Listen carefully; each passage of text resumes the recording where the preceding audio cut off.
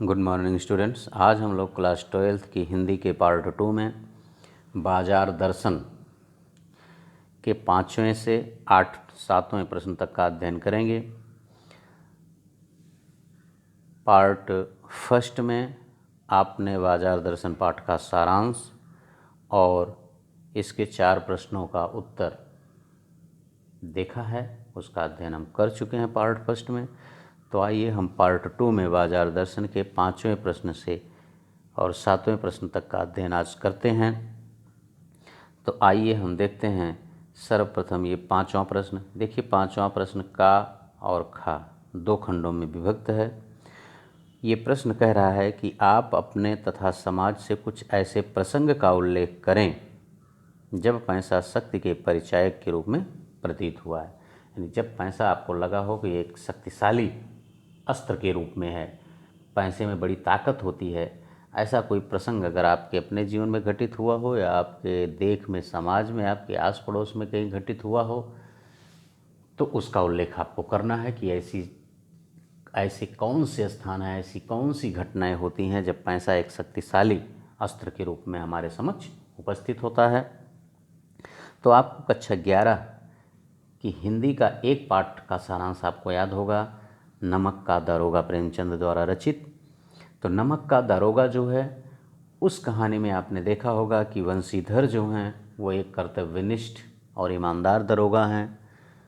उन्होंने पंडित अलोपीदीन को नमक के कर की चोरी करते समय पकड़ लिया था और नमक के कर की चोरी में गिरफ्तार करके उन्हें जब अदालत में पेश किया गया तो अदालत में पैसे की लूट की पंडित अलोपीदीन जी ने, और उन्हें जज ने बाइज्जत बरी कर दिया। न्यायालय के जितने भी वकील थे वो सब पंडित अलोपीदीन के पक्ष में ही खड़े हो गए थे, मुंशी बंशीधर का साथ देने वाला कोई नहीं था वहाँ। तो ये एक घटना आप लिख सकते हैं जहाँ पर पैसा एक शक्तिशाली परिचायक के रूप में प्रतीत होता है। तो इसके उत्तर में आप आराम से लिख देंगे 2-3 लाइनें कि जब बड़े से बड़ा अपराधी अपने पैसे की शक्ति से निर्दोष साबित कर दिया जाता है तब हमें पैसा शक्ति के परिचायक के रूप में प्रतीत होता है। ठीक यही बंशीधर और अलोपीदीन के बीच हुआ था। ठीक है ना। तो उम्मीद करते हैं कि ये पहले खंड का उत्तर आपकी समझ में आ गया होगा। आइए हम दूसरा इसका खंड देखते हैं 5वें का कि जब पैसे की शक्ति काम नहीं आई। देखिए कभी कभी ऐसा समय आता है कि आपके पास कितना भी पैसा क्यों ना हो, लेकिन वह आपकी कोई मदद नहीं कर पाता है, आप पैसे का कोई लाभ नहीं ले पाते हैं। जैसे इस समय वर्तमान में देखिए कोरोना नामक बीमारी चल रही है। कोरोना नामक बीमारी की अभी तक कोई दवा नहीं बनी है, और अगर आपकी अपनी शारीरिक क्षमता अच्छी नहीं है और कोरोना बीमारी हो गई तो फिर आपके पास कितना भी पैसा क्यों ना हो, आपको वो पैसा बचा नहीं पाएगा, वो आपकी पैसा जो है आपकी कोई मदद नहीं कर पाएगा। ठीक इसी प्रकार से बड़े बड़े व्यवसायी हैं, खिलाड़ी हैं, अभिनेता हैं, नेता हैं, जो विदेशों में इनके पास इतना पैसा है कि ज़रा सी बीमारी होती है, ज़रा सा भी कुछ तकलीफ़ हुई, ये विदेश में चले जाते हैं इलाज कराने के लिए। इनके पास इतने पैसे हैं, लेकिन फिर भी अगर कोई ऐसी बात हो जाती है तो ये पैसा हमारा साथ नहीं देता है, किसी काम नहीं आता है। तो इसके उत्तर में हम लिख सकते हैं कि असाध्य बीमारी के आगे पैसे की शक्ति काम नहीं आती है। ठीक। तो उम्मीद करते हैं कि ये 5वां प्रश्न और इसके दोनों खंड आपकी समझ में आ गए होंगे। आइए अब हम 6वां प्रश्न देखते हैं। बाजार दर्शन पाठ में बाजार जाने या ना जाने के संदर्भ में मन की कई स्थितियों का जिक्र आया है।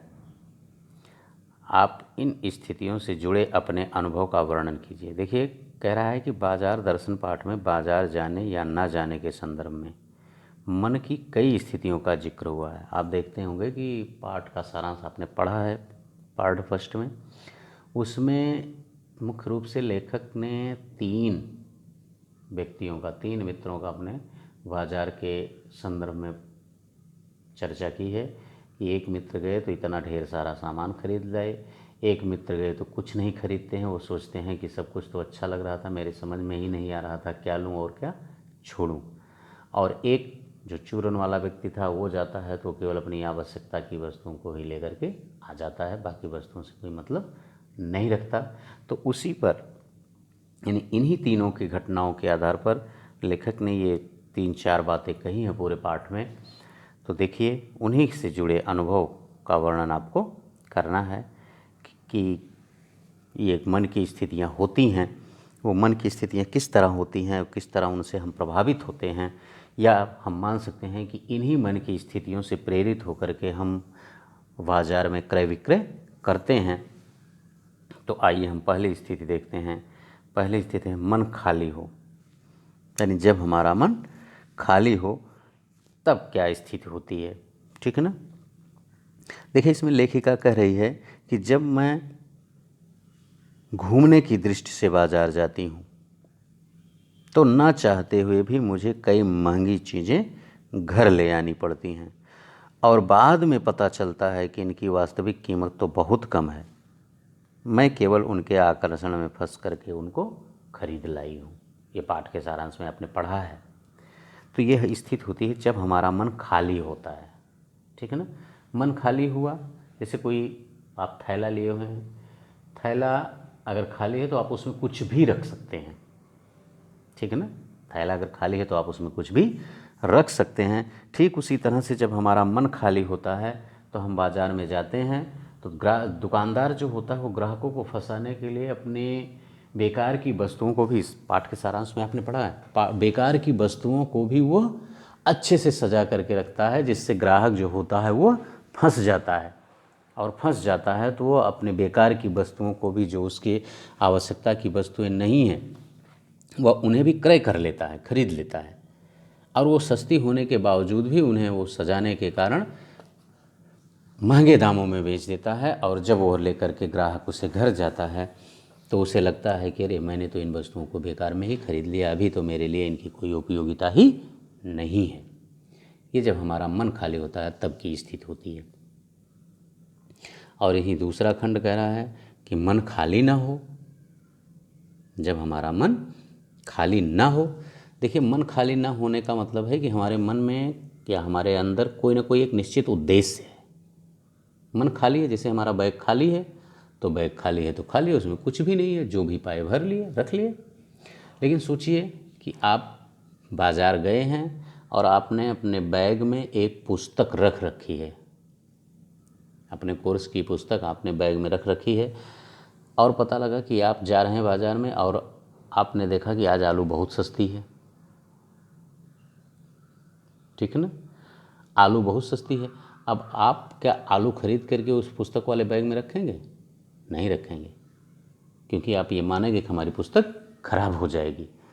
इसीलिए आपकी आलू कितनी भी सस्ती क्यों ना हो, उसे आप नहीं लेंगे, क्योंकि आपके दिमाग में ये बात भी रहेगी कि अभी मैं कल या परसों में ही तो आलू ले गया था, अभी 2-3 दिन चल जाएगी, मैं अपनी किताबें ख़राब नहीं करूँगा। और हो सकता है कि मुझे अगले दिन जब आवश्यकता हो 2 दिन बाद तो आलू और सस्ती मिल जाए, ठीक है ना।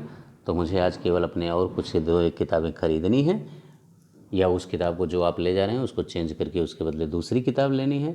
तो आप सीधा उस दुकान पर जाएंगे किताब की, और वहाँ से किताब चाहे उसको चेंज करनी है, चाहे और बुकें लेनी है आपको, तो वहाँ से आप बुक लेंगे और सीधा अपने घर चले आएंगे। तो ये होता है मन खाली ना होने की स्थिति।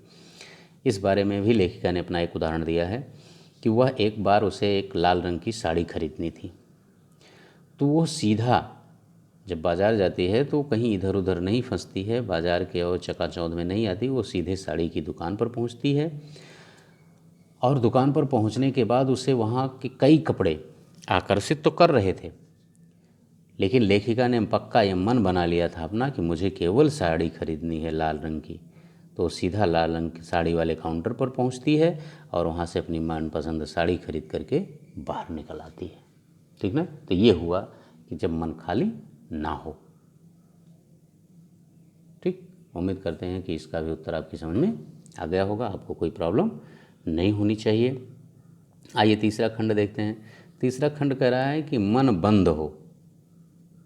मन बंद हो। देखिए, मन बंद तो कभी नहीं होता, क्योंकि मन बंद होने की स्थिति जो होती है वो शून्यता की हो जाती है, और शून्यता जो है वो व्यक्ति में नहीं होनी चाहिए, होती भी नहीं है। देखिए, लेकिन यहाँ जो मन बंद होने का अर्थ है वो है कि जब हमारा मन उदास होता है, ठीक, और उस मन की उदासी के समय भी बाज़ार की रंग बिरंगी जो वस्तुएं होती हैं वो हमको आकर्षित नहीं करती हैं, ठीक है ना। और जब हमें आकर्षित नहीं करती हैं तो हम बिना बाज़ार जा कर के भी बिना कुछ खरीदे हुए घर वापस चले आते हैं, ठीक है ना। उसी तरह से जैसे लेखक ने पाठ में आपने सारांश पढ़ा तो उसमें देखा कि लेखक ने बताया है कि हमारे एक मित्र ऐसे थे कि वो बाज़ार गए और उन्होंने देखा, पूरे सभी वस्तुओं को देखे बाज़ार की, और सारी वस्तुएं उन्हें अच्छी लगीं और वो केवल देख करके लौट आए, उन्होंने कुछ खरीदा ही नहीं। तो उनके मन बंद होने की वो स्थिति थी। और जब लेखिका उनसे पूछती है कि आपने ऐसा क्यों किया, तो वो कह रहे हैं कि भाई सारी चीज़ें अच्छी लग रही थी, मैं सोच रहा था कि अगर इसको खरीदूंगा तो उसको छोड़ूंगा और जिसको छोड़ूंगा उसके साथ अन्याय होगा, इसीलिए यही सोच करके मैंने कुछ खरीदा ही नहीं, ठीक है ना। तो ये उनके मन बंद होने की स्थिति। आइए अब हम छठे प्रश्न का चौथा खंड देखते हैं कि मन में नकार हो, ठीक है ना। जब मन में नकार हो, नकार का मतलब नकारात्मक भावना, नकार का मतलब होता है नकारात्मक भावना। आप देखते हैं कि कभी कभी आप अगर किसी से बातें करते हैं तो वह व्यक्ति इतनी नकारात्मकता आपके मन में भर देता है उस वस्तु के प्रति कि आपको उस वस्तु से घृणा सी होने लगती है, ठीक है ना। तो लेखिका के भी साथ यही हुआ था, क्योंकि वो कहती है कि एक बार मेरे पड़ोसी ने मुझे नकली वस्तुओं के बारे में कुछ इस तरह से समझाया कि मेरे मन में वस्तुओं के प्रति एक नकारात्मकता आ गई थी, और जब भी मैं बाज़ार जाती हूँ और कोई वस्तु देखती हूँ तो मुझे अपने उस मित्र की वो बातें याद आ जाती हैं और उन वस्तुओं में मुझे कोई ना कोई कमी दिखने लगती है, इसीलिए मैं उन वस्तुओं को नहीं खरीदती हूँ। ये होती है नकारात्मकता की भावना, ठीक। उम्मीद करते हैं कि इसका उत्तर भी आपकी समझ में आ गया होगा। इस चैनल को अगर आपने सब्सक्राइब ना किया हो तो सब्सक्राइब कर लें, बेल आइकन दबा दें, जिससे नई कोई भी वीडियो आपके सिलेबस से संबंधित अपलोड किया जाए तो उसका नोटिफिकेशन आपके पास तक पहुंचता रहे। इसे अपने दोस्तों के पास भी शेयर करें और लाइक करें तथा कमेंट करना ना भूलें। अधिक से अधिक इसको शेयर करें जिससे आपके हित मित्र भी इसका लाभ ले सकें, और बेल आइकन ज़रूर दबा दें। कमेंट करके हमें यह ज़रूर सूचित करें कि यह वीडियो आपको कैसा लगा। ओके, आइए अब हम आज का इस पार्ट का 7वां और अंतिम प्रश्न देखते हैं। कब कह रहा है कि बाजार दर्शन पाठ में किस प्रकार के ग्राहकों की बात हुई है, आप स्वयं को किस श्रेणी का ग्राहक मानते हैं। बाजार दर्शन पाठ में किस प्रकार के ग्राहकों की बात हुई है, ठीक है ना, और आप किस श्रेणी का ग्राहक मानते हैं। तो देखिए, इसमें भी हमने जो छठे में पढ़ा, खाली मन वाले ग्राहक, जिसका मन खाली ना हो, ठीक है ना, जिसका मन बंद हो, मन में नकारात्मकता की भावना हो, ये सभी प्रकार के ग्राहक होते हैं। उसमें कुछ होते हैं परचेजिंग पावर वाले ग्राहक भी होते हैं, ठीक है ना। कुछ संयमी ग्राहक होते हैं, जैसे चूरन वाले का उदाहरण है।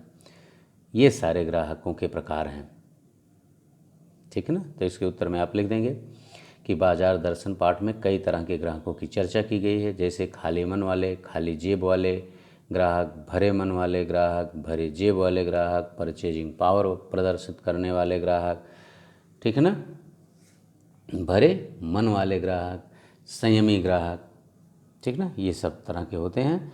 और दूसरा प्रश्न कर रहा है कि आप स्वयं को किस श्रेणी का ग्राहक मानते हैं।